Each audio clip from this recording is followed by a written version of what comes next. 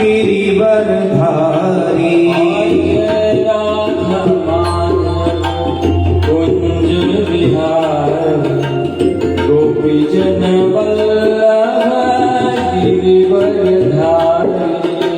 जय राधा माधव कुंज बिहारी, गोपी जन वल्लभ गिरिवरधारी। यशोदानंदन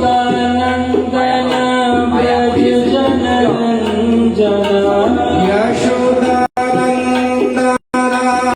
ब्रज जन रंजन।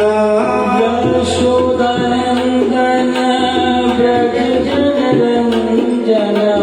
यशोदानंदन ब्रज जन रंजन। यमुना तीरवनचारी, यमुना तीरवनचारी। हरे कृष्ण कृष्ण कृष्ण हरे हरे, हरे राम राम राम हरे हरे। हरे कृष्ण कृष्ण कृष्ण हरे हरे, हरे राम राम राम हरे हरे। हरे कृष्ण कृष्ण कृष्ण हरे हरे, हरे राम राम राम हरे हरे। हरे कृष्ण कृष्ण कृष्ण हरे हरे, हरे राम राम राम हरे हरे। हरे कृष्ण कृष्ण कृष्ण हरे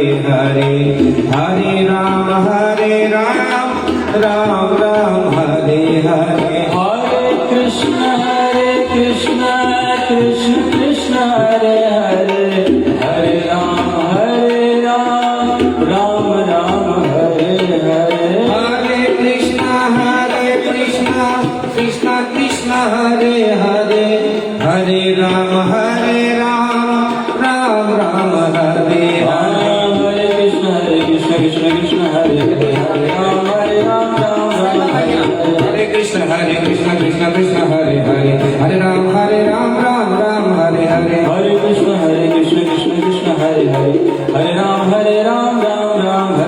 हरे कृष्ण कृष्ण कृष्ण हरे हरे, हरे राम राम राम हरे हरे। हरे कृष्ण कृष्ण कृष्ण हरे हरे, हरे राम राम राम हरे हरे। हरे कृष्ण कृष्ण कृष्ण हरे हरे, हरे राम राम राम हरे हरे। हरे कृष्ण कृष्ण कृष्ण हरे हरे, हरे राम राम राम हरे हरे। हरे कृष्ण कृष्ण कृष्ण हरे हरे, हरे राम राम राम हरे हरे। हरे कृष्ण कृष्ण कृष्ण हरे हरे, हरे राम राम राम हरे हरे। हरे कृष्ण कृष्ण कृष्ण हरे हरे, हरे राम राम राम हरे हरे। हरे कृष्ण कृष्ण कृष्ण हरे हरे, हरे राम राम राम हरे हरे। ओ हरे कृष्ण कृष्ण कृष्ण हरे हरे, हरे राम राम राम हरे हरे। हरे कृष्ण कृष्ण कृष्ण हरे हरे राम राम राम हरे हरे। हरे कृष्ण कृष्ण कृष्ण हरे हरे, हरे राम राम राम हरे हरे। हरे कृष्ण कृष्ण कृष्ण हरे हरे, हरे राम राम हरे। श्री राधे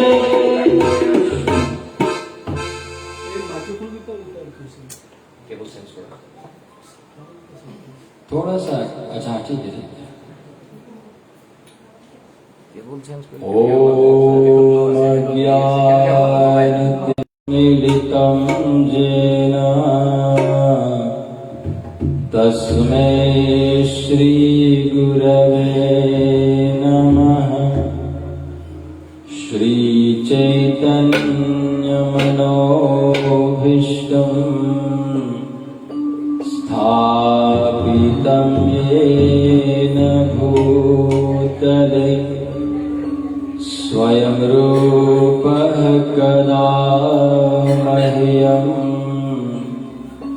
ददाति स्वपदान्तिकम्। वन्देऽहं श्रीगुरा श्रीयुतपदकमलम्। श्रीगुरुन् वैष्णवांश्च श्रीरूपं साग्रजातम्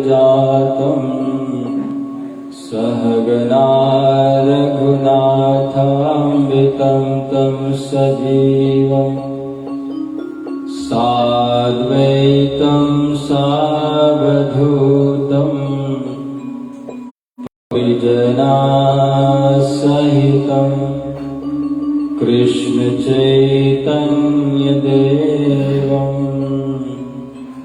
श्री राधा कृष्ण पादान् सहगना ललिता श्री कांचन गौरांगी राधे वृंदावनेश्वरी वृषभानुसुते देवी प्रणमामि हरिप्रिये वाञ्छाकल्पतरुभ्यश्च कृपा सिन्धुभ्यैव च पतितानां पावनेभ्यो वैष्णवेभ्यो नमो नमः। नमो विष्णुपादाय कृष्णप्रेष्ठाय भूतले श्रीमते भक्ति शून्यवादी पाश्चात्य देशतारिणे जय श्री कृष्ण चैतन्य प्रभु नित्यानंद श्री अद्वैत गदाधर श्रीवासादि गौर भक्तवृंद हरे कृष्णा कृष्ण कृष्ण हरे हरे हरे राम राम राम हरे हरे।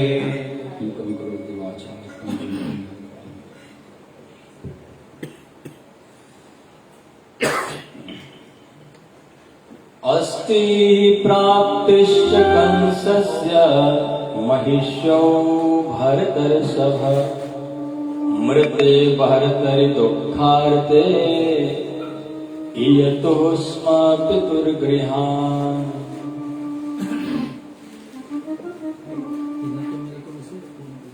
आज हम लोग श्रीमद् भागवत के उत्तरार्ध में प्रवेश कर रहे हैं। श्रीमद् भागवत के 10वें स्कंद के उत्तरार्ध में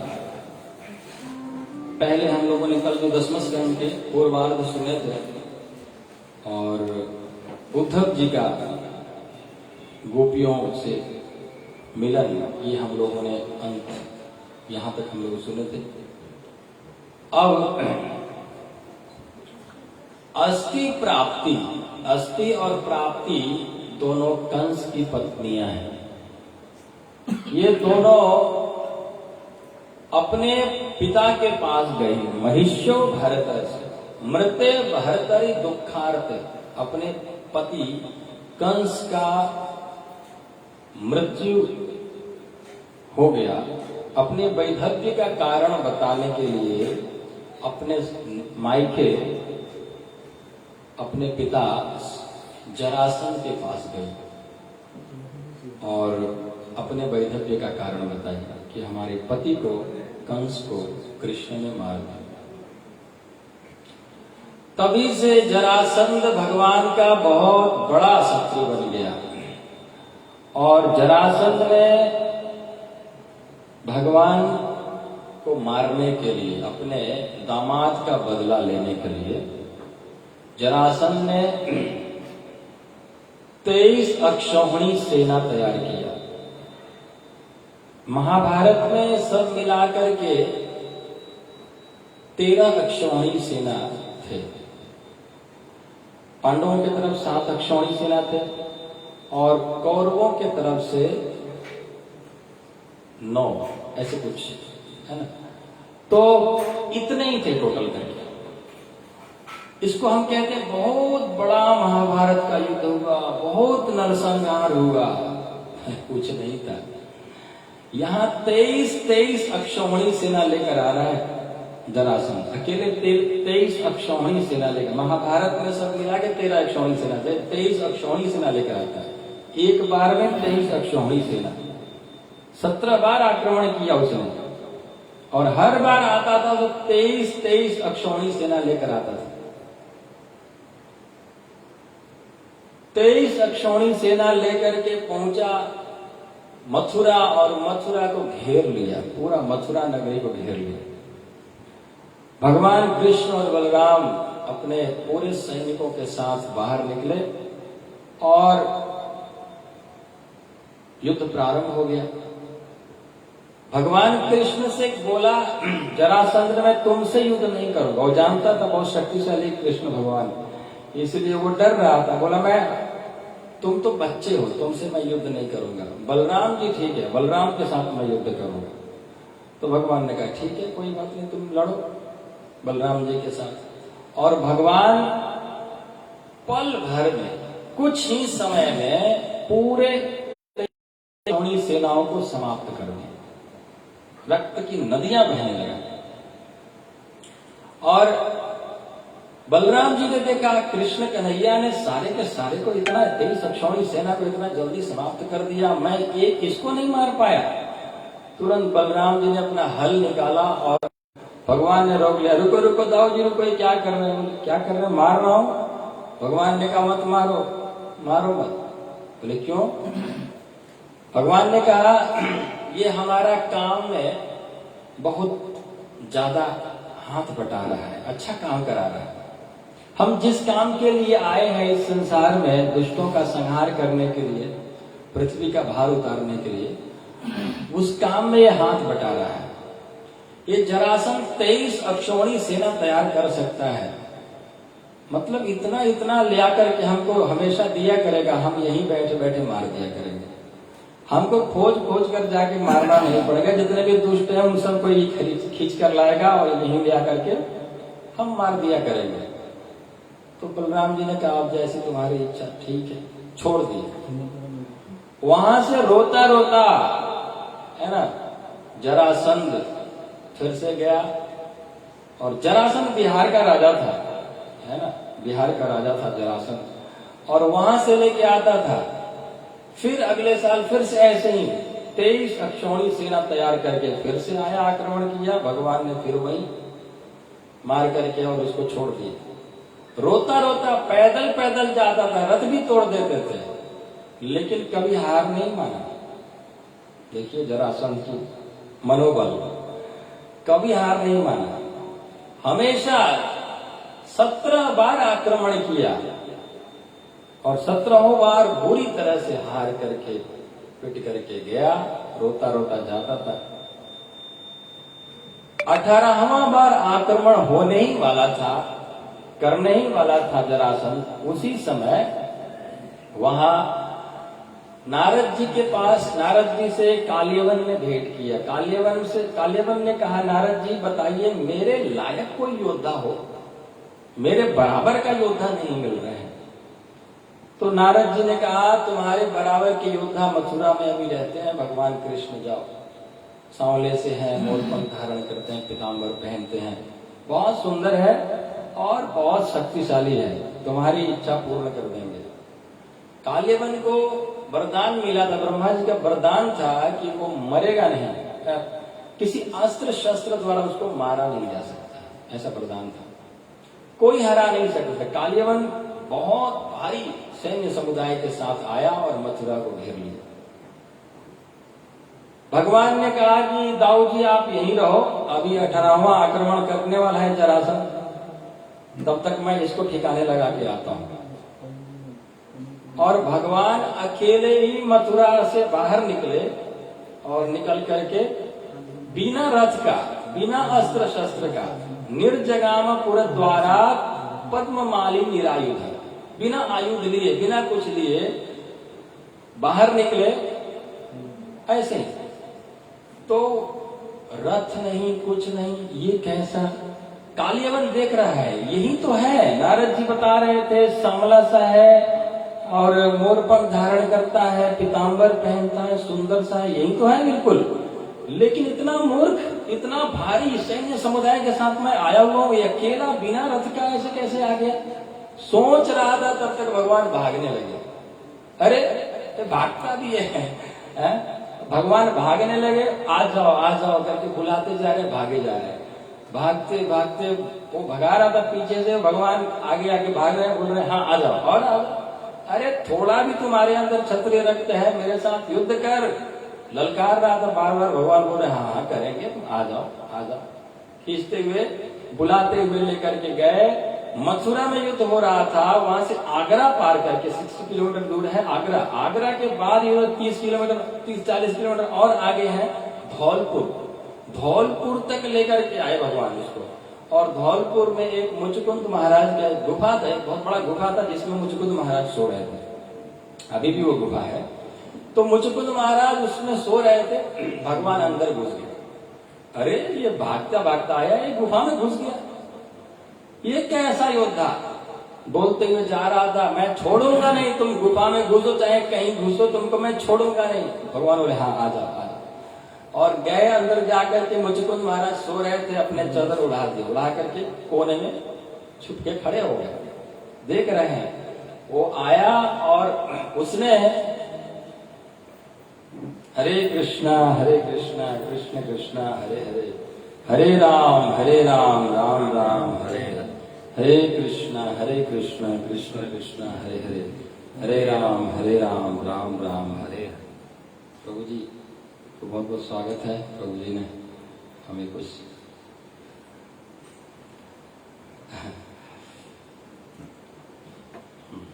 तो हाँ, मुचकुंद महाराज को वो जो चादर था उड़ा दिए। मुचकुंद महाराज को भगवान ने चादर उड़ा करके और एक कोने में खड़े हो गए। उसने सोचा कि यहाँ आके सो गया। अरे ये कृष्ण ऐसा कोई योद्धा होता है क्या, यहाँ आकर के चादर ओढ़ के सो गया।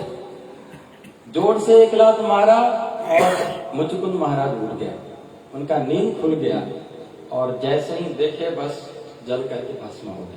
कालियवन को अस्त्र शस्त्र द्वारा नहीं मारा जा सकता था, इसलिए और देवताओं ने यह वरदान दिए थे। कालियवन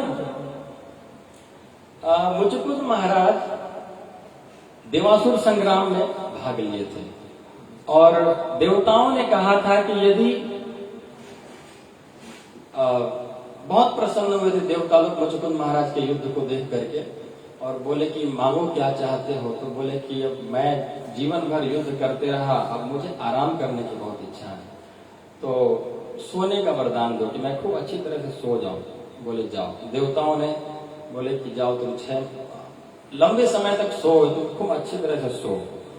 तो मुचकुंद महाराज को सोने का वरदान मिला। जैसे ही सोने आए तो वहां पर नारद जी आ गए।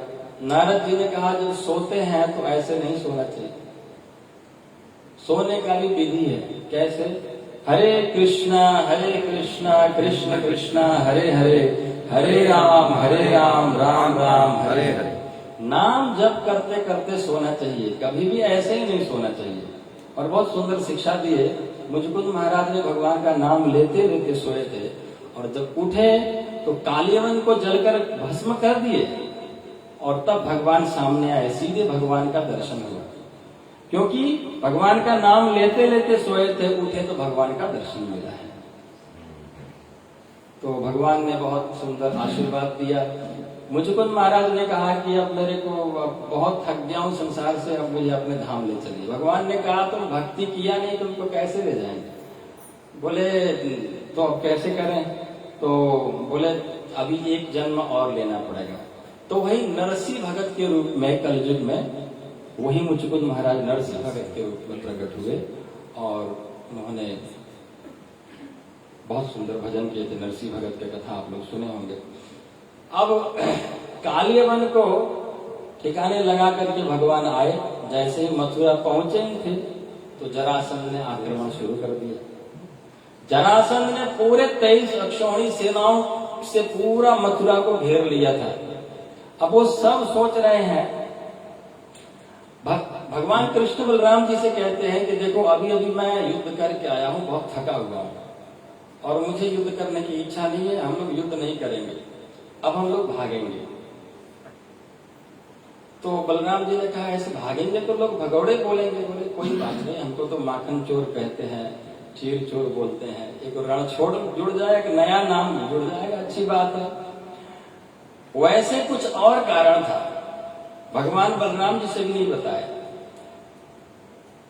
जरासंध ने इस बार 18वां जब आक्रमण करने वाला था तो कह के आया था जितने भी ब्राह्मण हैं, जितने भी तुम लोग मेरे यहाँ ब्राह्मण वैष्णव लोग हैं, तुम सबको मैं बलि चढ़ा दूंगा, अगर इस बार हार कर आया तो तुम सबको मैं सिर काट दूंगा, सबको बलि चढ़ा दूंगा। तो वो सभी ब्राह्मणों ने पत्र लिखे थे, भगवान इस बार हार जाना, और भगवान हारने का तो जिंदगी में हो ही नहीं सकता, भगवान हार जाए। तो भगवान ने स्वीकार किया भागना, है ना।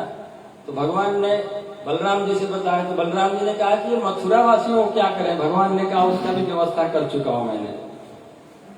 द्वारिका में समुद्र के टापू में मैंने द्वारिका का निर्माण कराया हूं, और वहां हम योग माया के द्वारा इन सभी मथुरा वासियों को वहां भेज देंगे, और इसको पागल बना के हम लोग फिर सबको द्वारिका भेज देंगे, और इनको पागल बना के हम लोग भी द्वारिका पहुंच जाएंगे। बलराम जी ने कहा जैसी तुम्हारी लीला करो, जैसी इच्छा हो करो। और ऐसे ही कि योग माया के द्वारा मथुरावासी सबके सबको द्वारिका पहुंचा दिया, और भगवान कृष्ण और बलराम दोनों बाहर निकले, बिना रथ बिना कुछ, ऐसे ही निकले।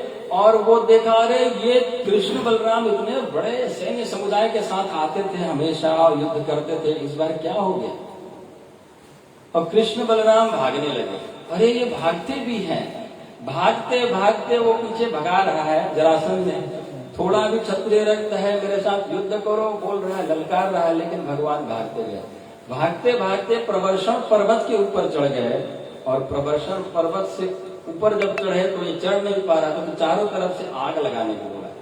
सारे के चारों तरफ से आग लगाए, और वो वहीं से छलांग मार करके सीधे द्वारिका पहुंच गए कृष्ण बलराम प्रवर्षण पर्वत से। और इसने सोचा कि हमने कृष्ण बलराम को आग लगा दिया, पेड़ उसी पहाड़ पर ये जल करके राख हो गए, ऐसे सोच करके बहुत विजय की डंका बजाते हुए आया और ब्राह्मणों का भक्त बन गया। जितने भी ब्राह्मण लोग थे सबको खूब दान किया, खूब गौदान किया, और बोला अब से इन ब्राह्मणों की कृपा से आज मैं जीता हूं, और खूब दान करने लगा। आगे आप श्रवण करेंगे आज ही अभी थोड़ी देर बाद में कि ब्राह्मणों को दान कर रहा था, तो भगवान कृष्ण, अर्जुन और भीम जाकर के लाइन में खड़े हो गए थे, है ना। तो वो दान करने का उसको वहीं से वो हो गया था कि खूब सेवा करना चाहिए। इन्हीं की कृपा से आज मैं इतना भयानक युद्ध को मैंने जो 17 बार हारा था, 18वां बार मैं जीत गया। तो श्रद्धा भी बढ़ गया ब्राह्मणों के प्रति, भक्तों के, वैष्णवों के प्रति। अब इधर द्वारिका में भगवान विराजमान है, द्वारिकाधीश बन करके विराजमान है। द्वारिकाधीश बन करके भगवान का सबसे पहला विवाह हुआ रुक्मिणी माता के साथ। महाराज परीक्षित ने कहा, महाराज रुकिए रुकिए, इस विषय में मैंने भी कुछ सुना हूं। बोले क्या सुने हो? बोले भगवान भीष्मक सुता रुक्मिणी रुचिरानना राक्षसेन विधानेन उपयेम इति श्रुतम। कहते हैं भगवान भीष्मक सुता रुक्मिणी रुचिरानना, भगवान भीष्मक महाराज के बेटी रुक्मिणी राक्षसेन विधानेन उपयेम, राक्षस विधि से भगवान ने रुक्मिणी के साथ विवाह किया। मैंने ऐसे सुना। बोले हाँ बिल्कुल सही सुना, राक्षस विधि से। राक्षस विधि क्या होता है? विवाह होने वाला होता है किसी और के साथ और भाग जाती है लड़की किसी और के साथ, उसको कहते हैं राक्षस विधि, किसी और के साथ भाग जाना। तो राक्षसेन विधानेन उपयेम इति श्रुतम, तो बोलते हैं राक्षस विधि से विवाह हुआ था। बोले हाँ बिल्कुल सही सुने हो।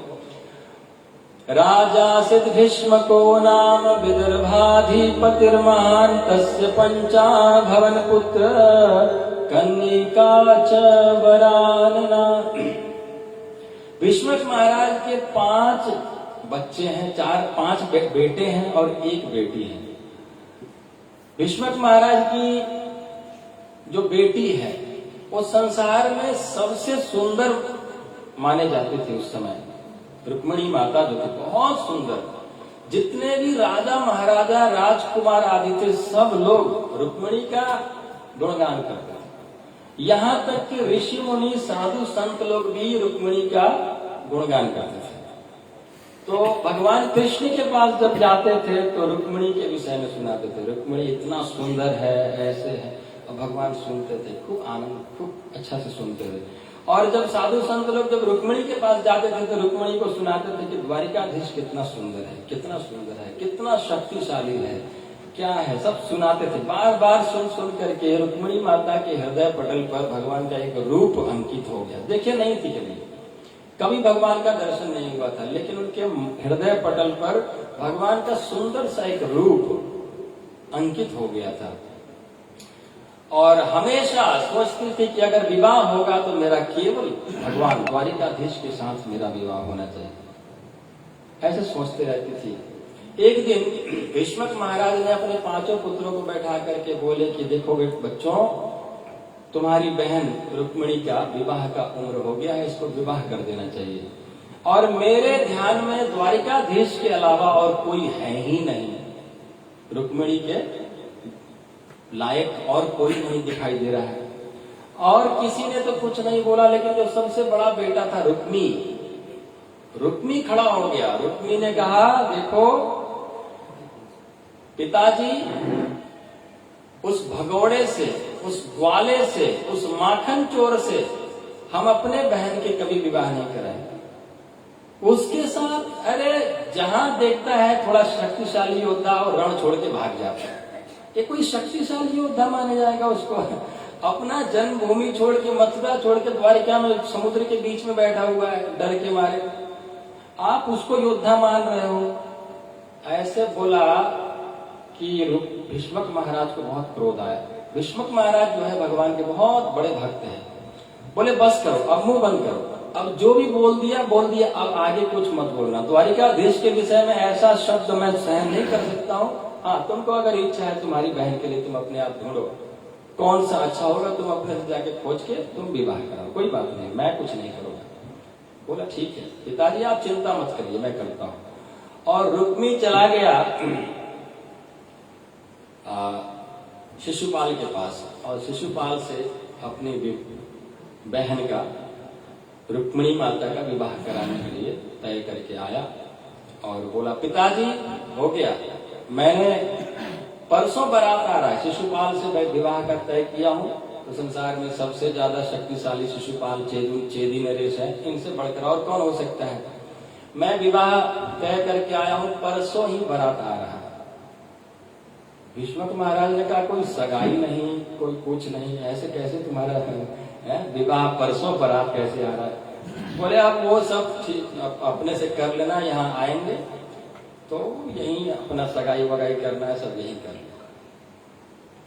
तो भीष्मक महाराज भी सोचे छोड़ो, बच्चे जब बड़े हो जाते हैं तो ज्यादा भी उनको बोला नहीं जा सकता है। बच्चों को लालयत 5 वर्षणी 10 वर्षणी ताड़येत प्राप्ते तु 16 वर्षम पुत्र मित्र वराचरित।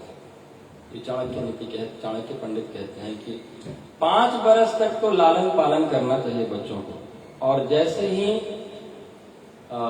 6ठे वर्ष प्राप्त लाल 5 वर्षणी 10 वर्षणी ताड़े, है ना, 5 वर्ष से लेकर के 16 वर्ष तक, मतलब 10 वर्ष तक उसको ताड़न, मतलब उसको एकदम ठीक रखना चाहिए कि ऐसा नहीं, ऐसा रहो, ऐसे रहो।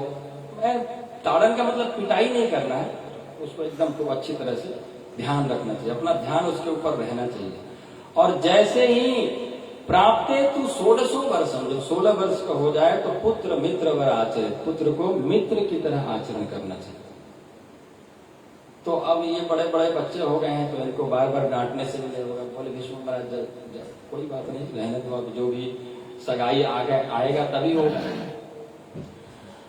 जब पता चला रुक्मिणी माता को कि बारात आ रहा है परसों, शिशुपाल आ रहा है मेरे से विवाह करने, तो रोने लगी। रुक्मिणी माता इतना रोने लगी, भाभियों ने कहा अरे रोने से थोड़ी काम चलने वाला है, रोने से कुछ नहीं होगा। देखो तुम लोग, रुक्मिणी माता से कहती है भाभियां कि रोने से कुछ नहीं चलेगा, कुछ नहीं कर सकते हो तो कम से कम एक पत्र तो लिख दो, पत्र लिख करके डाल दो, हो सकता है कुछ काम बन जाए। तो रुक्मिणी माता ने खूब सुंदर सा पत्र लिखा, लिख करके एक ब्राह्मण को, एक भक्त को पकड़ा है, लो ये लेकर के जाओ, और ये पत्र मत समझना ये मेरा प्राण है, द्वारिकाधीश को आज ही ले जाकर पहुंचाना। सुबह सुबह दी थी, सुबह का समय था, और ये लेकर के जाना और शाम तक पहुंच जाना, और आज शाम को देना। भक्त ने कहा जरूर जरूर आप मैं करूंगा, और तुरंत वहां से चल दिया वो पत्र लेकर के, और शाम होत होत में पहुंच गया द्वारिका के कुंडनपुर से। वहां द्वारिका पहुंच करके जैसे ही पहुंचा तो तम भुक्तवंतम विश्रांतम उपगम्य सताम गति। ब्राह्मणों को, वैष्णवों को द्वारिका में कहीं रोक टोक का कोई, भागवत में वर्णन है, कहीं किसी को रोका नहीं जाता था, सीधे भगवान के कक्ष तक जा सकते हैं, वो सीधे चले गए और उनको अच्छा से भोजन कराए, बैठाए। कच्चित द्विज वर श्रेष्ठ वृद्धस्ते धर्मस्ते वृद्ध सम्मता। हे द्विज, हे ब्राह्मण, तुम्हारा धर्म कर्म सब ठीक ठाक तो चल रहा है, कैसे हो तुम, ठीक हो? और असंतुष्टो सकृत लोकान आपनोत्यपि सुरेश्वरा अकिंचनोपि संतुष्टो शेते सर्वांग विज्वरा। भगवान उपदेश देते हैं, कहते हैं असंतुष्टो सकृत लोकान, जो असंतुष्ट है उसके लिए सारा संसार, अगर पूरा लोक ही उसको दे दिया जाए तब भी वो सुखी नहीं हो सकता है। असंतुष्टो सकृत लोकान आपनोत्यपि सुरेश्वरा। और जो संतुष्ट है, संतुष्ट है, उसके पास अगर कुछ भी नहीं है तब भी वो परम संतुष्ट, परम आनंद के साथ वो रहता है। इसलिए संतोष धन बहुत जरूरी है, संतोष होना चाहिए। जितना ब्राह्मणों अपने भक्तों से कुछ भी नहीं छुपाया हो, तुम पढ़ो, जो भी पत्र में लिखा है तुम पढ़ो। तो पढ़ रहे हैं, श्रुत्वा गुणान् भुवन सुंदर श्रृण्वतान्ते। हे भुवन सुंदर, हे त्रिभुवन सुंदर, तीनों लोकों में सबसे सुंदर। श्रुत्वा गुणान्, आपके गुणों का मैं श्रवण किया, आपके लीलाओं का, आपके रूप माधुर्य का, और सुन सुन के आपके जो रूप है वो हमारे मेरे हृदय पटल पर चिन्हित हो गया है। और उसी से, इसी केवल इतना आकर्षित हो गई हूं कि मैं आपके अतिरिक्त और किसी से विवाह नहीं कर सकती। अब आप कहोगे अभी इतना जल्दी, अभी मेरे को देखा नहीं, कभी मिला नहीं, कुछ बात किया नहीं, और अचानक ऐसे पत्र डाल दिया विवाह करना है, इतना जल्दी क्या था, ऐसे सोचेंगे आप। तो देखिए, परसों मेरा बारात आ रहा है, शिशुपाल बारात लेकर के आ रहा है, इसलिए मुझे जल्दी जल्दी करना पड़ा है। आपका दर्शन किए बिना ही आपको इस तरह से दिखना पड़ रहा है। परसों ही मेरा बारात आ रहा है, और आप यदि आए नहीं और मुझे लेकर के गए नहीं तो 100 जन्म भी स्यात्, 100 जन्म भी लेना पड़ेगा तो मैं लेने के लिए तैयार हूं, लेकिन विवाह करूंगी तो केवल आपसे। अब आप कहोगे कि तुमको हरण करने के लिए, तुमको लेने के लिए तुम्हारे भाइयों के साथ युद्ध करना पड़ेगा, तुम्हारा भाई रुक्मी द्वेष करता है, तो उसके लिए चिंता मत करिए। कल सुबह सुबह मैं देवी माता को पूजा करने के लिए अपने नगर से बाहर मैं जाऊंगी, और वहीं पर आप दर्शन देना, सारा काम बन जाएगा आपके साथ। आपको युद्ध भी नहीं करना पड़ेगा, मेरे भाइयों के साथ युद्ध भी नहीं करना पड़ेगा, आपको आराम से सारा काम बन जाएगा। इस तरह से सब अच्छा से लिखी थी, उसको पढ़ करके सुनाए, और भगवान बड़े खुश हुए। भगवान ने कहा, ये जैसे रुक्मिणी बोल रही है ना, वैसे ही मेरा भी मन बहुत था कि रुक्मिणी के साथ कुछ बात करें और कुछ, लेकिन क्या करें। मुझे पता था कि रुक्मी बीच में अड़चन आ रहा है, रुक्मी जो है उसका भाई वो बीच में पड़ रहा है, इसलिए मैं सोचा कि देखते हैं क्या होता है। अब उसका पत्र भी आ गया है तो अब ज्यादा देर नहीं करना चाहिए। तुरंत उठे और उस ब्राह्मण को भी लेकर के चले और 5 घोड़े तैयार किए जो बहुत बहुत जोर दौड़ने वाले घोड़े थे। भगवान के जो इन घोड़ों का नाम है ना, बहुत शक्तिशाली घोड़े थे। इनको तैयार किए और तुरंत बैठे चल दिए। जो रथ निकल चुका, बलराम जी ने अरे अरे कहाँ कृष्ण कन्हैया, ये रात हो रहा है, कहाँ निकल रहे हैं। दौड़े दौड़े आए। बलराम जी ने पूछे कहाँ जा रहे हैं, द्वारिकाधीश कहाँ जा रहे इतने रात को। द्वारपालों ने कहा हमसे भी कुछ पता नहीं। हाँ, लेकिन एक ब्राह्मण देवता आए थे, वो कुंडनपुर का बता रहे थे अपने आप को, और वहां से कुछ पत्र लेकर आए थे, लेकिन क्या पत्र में लिखा गया था ये सब हमें पता नहीं है। तो बलराम जी ने कहा अच्छा, कुंडनपुर से था, वहां राजकुमारी रुक्मिणी का विवाह स्वयंवर होने वाला है, मतलब पत्र गुपचुप है तो कुछ न कुछ बहुत बड़ी कुछ होने वाली है, और भगवान द्वारिकाधीश गए हैं तो कुछ हो सकता है, इसलिए हमको पूरे सैन्य समुदाय के साथ जाना चाहिए तैयार होकर। और बलराम जी पूरा सैन्य को तैयार करके निकले और भगवान पहले वहां पहुंचे। भगवान वहां सुबह होत पहुंच गए, सुबह ब्रह्म मुहूर्त में पहुंच गए, और ब्रह्म मुहूर्त में पहुंच करके बोले ब्राह्मण देवता आप जाइए, जाकर के रुक्मिणी माता को बताइए। उधर रुक्मिणी माता का वाम पुरुर भुजो नेत्रम अस्फुरन प्रिय भाषण, उनके वामांग जो था वो वामांग फड़कने लगा।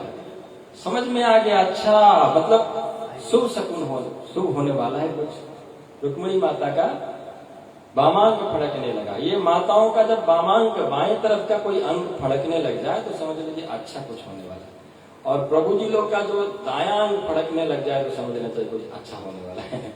ये ऐसा भागवत में वाम पुरुर भुजो नेत्रम अस्फुरन प्रिय भाषा, ये प्रिय भाषा है, प्रिय होने वाला है कुछ। तो भगवान ने वहीं खड़े थे, भगवान मंदिर के सामने खड़े थे। तब तक ये ब्राह्मण देवता गए और रुक्मिणी माता ने देखा डंडा घुमाते हुए जा रहे हैं और मस्त के साथ समझ गया अच्छा काम बना के आ रहे। रुक्मिणी माता ने प्रणाम किया, ब्राह्मण देव क्या हुआ? बोले हाँ हाँ वो आ गए हैं, द्वारिकाधीश नगर के बाहर आ गए, चिंता मत करो, वो तैयार है, जैसे तुमने लिखी हो वैसे ही वो तैयार है। बहुत खुश हुई, इतना प्रसन्न हुई, लेकिन उनके पास कुछ था भी नहीं कि उसको कुछ दिया जाए। ऐसे ही प्रणाम करके बस रुक्मिणी माता वहां से विदा की उस ब्राह्मण को। और ये हल्ला हो गया कि द्वारिकाधीश नगर के बाहर है, नगर के बाहर द्वारिकाधीश पधारे हैं। हल्ला हो गया, पूरा कुंडनपुर में हल्ला हो गया, और इधर सगाई का सामान सब ले लेकर के जा रहे थे भीष्मक महाराज सगाई चढ़ाने के लिए शिशुपाल को। सगाई का सामान लेकर के जा रहे थे, रथ में बैठे हुए थे, तब तक सुनाई किसी ने बताया कि कुंडनपुर बाहर, नगर के बाहर द्वारिकाधीश पधारे। बोले मेरा मित्र, तो सारथी से धीरे से बोले सारथी बाहर ले चलो, हम द्वारिकाधीश से मिलके ही फिर कुछ काम करना है करेंगे। खाली सारथी से बोले, और सारथी ने अपना चुपचाप चल दिया। और जितने भी मतलब साथ में थे वो सब चल रहे थे, लेकिन रास्ता जो है बदल गया। जहां जनवासे में जहां शिशुपाल सो रहा था वहां ना जाकर के ये रास्ता बदल गया। अब वहां पहुंचे तो जो सगाई का सामान जो लेकर के रखे थे, द्वारिकाधीश से जैसे ही भगवान का द्वारिकाधीश का दर्शन हुआ तो भीष्मक महाराज आलिंगन किए, रथ से उतर करके आलिंगन किए, और ऐसे प्रेम से मिल रहे थे कि वो जो सगाई का सामान लेकर के रखे थे उनको लगा कि दूल्हा सरकार यही है। और फटाफट लिया करके सब सामान लिया के देने लगे। भगवान ने कहा ये क्या जरूरत था, अब वो भी चौंक गया, अरे अब तो देने लगे, अब क्या करें। नहीं बस हम सुने कि आप आए हुए हैं तो आपके लिए कुछ उपहार लेकर आए। भीष्मक महाराज ने भी तो भगवान ने कोई बात नहीं, रथ पे रखवा दो। तो भगवान के रथ पर वह जो सगाई का सामान था वो रखवा दिया और बोले मेरे रथ पर आ जाइए, मेरे नगर में भी थोड़ा भ्रमण करिए। तो भीष्मक महाराज के रथ पर भगवान को बैठा करके घुमा रहे हैं। पूरा कुंडनपुर के लोग देख रहे हैं, सबको यही लग रहा है कि दुल्हा सरकार यही है, आ गया है दुल्हा सरकार, अभी अभी ये हमारे महाराज घुमा रहे हैं अपने नगर को। तो सब बड़े खुश, हमारे रुक्मिणी माता के लिए, हमारे रुक्मिणी के लिए बहुत बढ़िया दुल्हा है, क्या बात, इतना सुंदर दुल्हा। सब गुणगान कर रहे थे भगवान का। तो भीष्मक महाराज ने कहा कि देखो, धीरे से एक को बुला करके, अपने सेनापति को बुला करके बोले जाके बोलो ये दुल्हा सरकार नहीं है, दुल्हा सरकार तो जन्माष्टमी में सो रहा है। तो जाकर के बताया कि यहाँ दुल्हा, ये दुल्हा सरकार नहीं है, वो तो जन्माष्टमी में सो रहा है। तब तो सबका धड़कन तेज हो गया। जितने भी कुंडनपुर वासी थे, जितने बूढ़ी बूढ़ी माता जी लोग थे, सब ने कहा अस्यैव भार्या भवितुम रुक्मिण्यर्हति नापरा। हम जितने भी पूजा पाठ किए हैं, जितने भी तप किए हैं, उन सब का एक ही हम फल मांगते हैं कि यदि हमारे रुक्मिणी माता के लिए वर हो तो केवल यही है, और कोई हो ही नहीं सकता है। इतना सुंदर वर यदि मिले हमारे रुक्मिणी माता के लिए, बस यही मिलना चाहिए। सारे कुंडनपुर वासियों ने इस तरह से प्रार्थना किया। थोड़ी देर बाद में भगवान बोले कि अब बहुत घूम लिया, अब मैं चलता हूं। तो भीष्मक महाराज ने भी सोचा कि ज्यादा अंदर लेकर जाएंगे तो रुक्मी नाराज हो जाएगा, बच्चे बड़ा उदंड है, ठीक है करके वहीं से विदा किए भगवान। वहां से तुरंत उनका भी लेट हो रहा है, उनको भी सोच रहे हैं कि अब तो आ गई होगी। तो वो अपना रथ पर बैठ करके पहुंचे वहां। इधर हल्ला हो गया था कि द्वारिकाधीश नगर के बाहर आए हैं। तो शिशुपाल ने कहा ये तो बहुत गड़बड़ होने वाला है, नगर के बाहर, वहां तो देवी माता का पूजा करने के लिए जाने वाली है, कुछ तो होने वाला है। जरासंध ने कहा मित्र क्या बोल रहे हो, द्वारिकाधीश कौन? बोले कृष्ण। अरे कृष्ण को तो मैंने जला करके भस्म कर दिया था उस पहाड़ पर, प्रवर्षण कर दे, भूत बन करके कहां से आ गया? तो बोले नहीं वो द्वारिका में रहता है अभी। हे भगवान, यदि द्वारिकाधीश आया है तो जरूर बहुत बड़ा कुछ होने वाला है, सावधान हो जाओ। शिशुपाल ने कहा वैसे ही डरा रहे हो, अरे वो ग्वाले गैया चराने वाले, माखन चोरी करने वाले, वो रण छोड़ के भागने वाले, वो क्या बिगाड़ सकता है? जरासंध ने कहा यही गलती मैं भी कर रहा था, मैं भी ऐसे सोच रहा था, अरे वो उसमें क्या ताकत है। 17 बार बुरी तरह मेरे को हराया और 18वां बार मैं जैसे तैसे करके मैंने जीता और भगाया। तो उसको साधारण मत समझना, वो बहुत छलिया है, बहुत खोट, देखने में ऐसे सीधे साधे लगता है। तो जितने साथ में आए हुए थे, शिशुपाल के साथ में जितने सेनापति वगैरह थे, सब ने कहा महाराज चिंता, डरते क्यों हो? हम लोग आए यहाँ पे खाली हलवा पूड़ी खाने नहीं आए हैं, हम लड़ने भी आए हैं, हम तैयार होकर के आए हैं, हमें आदेश दीजिए, हम जाके देखेंगे। बोले हाँ जल्दी जाओ, जाके उस मंदिर को पूरा घेर लो। और सारे मंदिर जितना जगह था पूरा सारे ये सैन्य समुदाय से भर गया। और रुक्मिणी माता जैसे ही पूजा करके आते समय तो कुछ भी नहीं था, सोची कहाँ है, भगवान को दिखाई नहीं दिए, लेकिन अंदर चली गई, अपना पूजा की। देवी माता का पूजा करते हुए देवी माता से प्रार्थना कर रही है रुक्मिणी माता, नमस्ये त्वांबिके भीक्ष्णं स्वसंतानयुतां शिवां भूयात् पतिर्मे भगवान् कृष्णस्तदनुमोदता नमस्ये त्वाम्बिके भिक्षणम। हे अंबिके माता, आपको नमस्कार है। नमस्ये त्वाम्बिके भिक्षणम स्वसंतान युताम शिवाम। आपके संतान सहित और शिव जी के सहित, माने गणेश जी और कार्तिक के साथ भगवान शिव और पार्वती, आप सभी को, है ना, आप सभी से यही प्रार्थना है, भूयात पतिर में भगवान कृष्णस्तदनुमोदता। भगवान कृष्ण जो है वो मेरे पति रूप में प्राप्त हो। माता ने आशीर्वाद दे दिया, पुष्प गिरा करके आशीर्वाद दिया। मनोजाहि राचेउ मिलहि सोबर, सहज सुंदर सांवरो। जो भी तुम्हारे मन में है वहीं पर तुमको प्राप्त हो। और बड़े प्रसन्न होकर के वहां से निकली। जैसे ही बाहर निकली तो देखी कि पूरा सैन्य भरे हुए हैं। घूंघट उठा करके सोची कि हमारा द्वारिकाधीश इतने लोगों के बीच में कैसे पहचान में आएंगे। लेकिन हमारा द्वारिकाधीश तो संसार के लोगों से अलग है, वो अपने आप पहचान में आ जाएंगे। जैसे घूंघट उठा करके देखी तो रुक्मिणी माता इतना सुंदर थी कि उनके सुंदरता को देख करके, घूंघट उठाते हुए देख करके जितने भी सैनिक थे सब मूर्छित होकर के गिर पड़े। सब मूर्छित होकर के गिर पड़े। कुछ अपने आप को नैष्ठिक ब्रह्मचारी समझ रहे थे वो लोग, कुछ लोग अभी रह गए थे। और जब भगवान ने पीछे से हाथ हिलाया, मैं यहाँ पर हूँ मैं यहाँ हूँ, जैसे हाथ हिलाया तो इतना सुंदर मुस्कुराया। रुक्मिणी माता इतना सुंदर, उनका मुस्कान को देख करके जो भी अपने आप को थोड़ा इंद्रिय संयम करने वाले थे वो भी सब मूर्छित होकर गिर पड़े। और भगवान आए, भगवान हाथ पकड़ाए और सभी उनके बीचों बीच चलते हुए जाकर के रथ पे बैठाए, लेकर के नौ दिखाए। अब सभी जितने भी सखियां हैं वो सब देख रही हैं।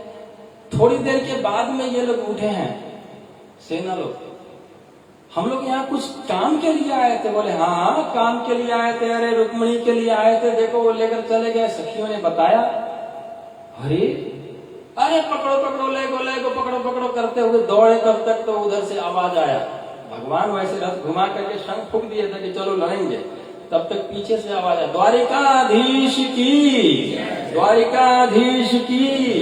बलराम जी पूरा सैन्य समुदाय के साथ तैयार होकर के आ गए थे। अब इधर ये तो सोच रखे थे कि आज पकड़ा गया, आज मुरलीधर अकेला, मुरली वाला अकेला पकड़ा गया, हल मूसल वाला नहीं आया है, इसको आज हम लोग सोच रहे थे। तब तक तो एकदम सही समय पर बलराम जी आ गए। सबका पसीना छूट गया सभी, और युद्ध थोड़ा बहुत हुआ, लेकिन बलराम जी के साथ में कौन युद्ध करेगा।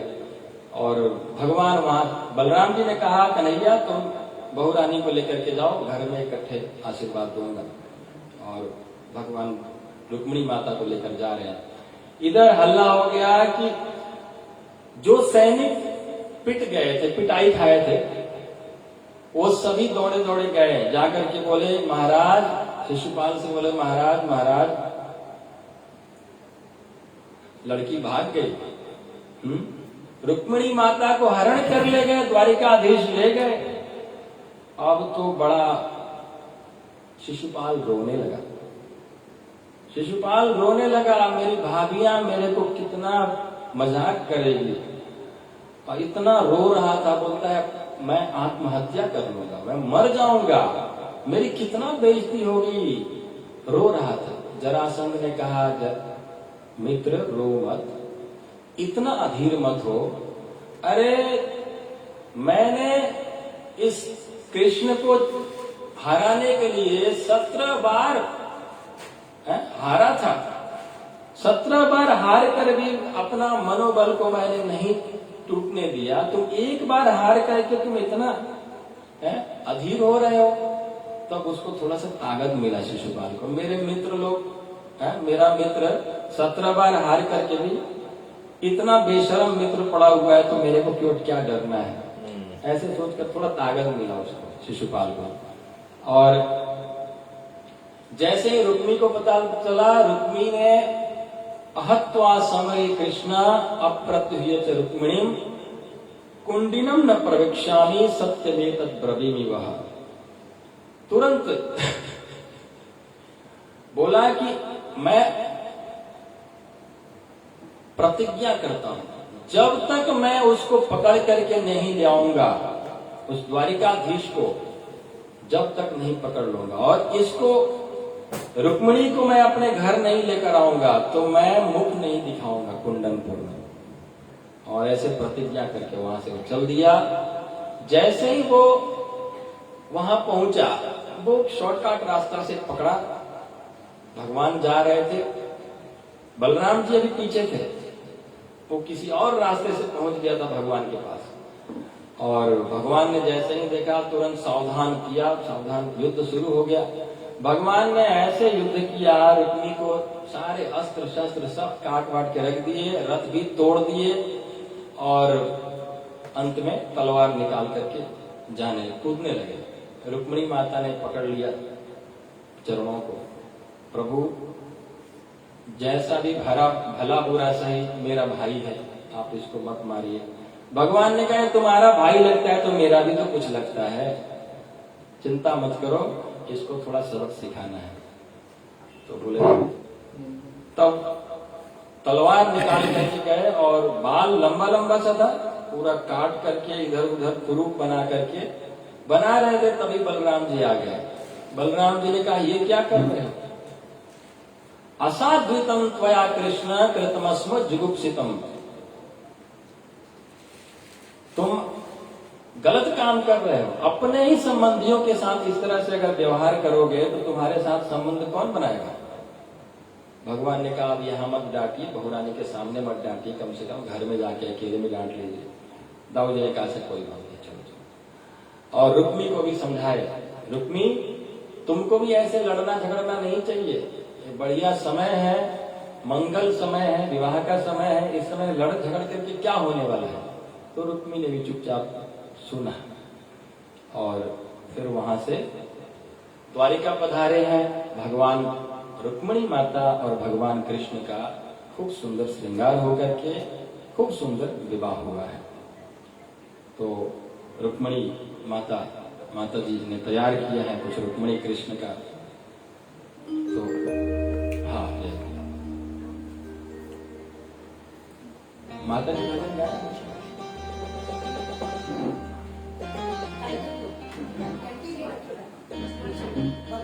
हाँ बुलाइए,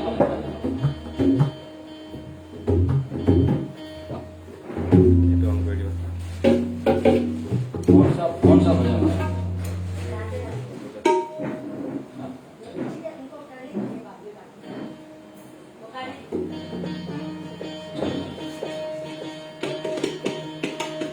तेरा किसने किया श्रृंगार,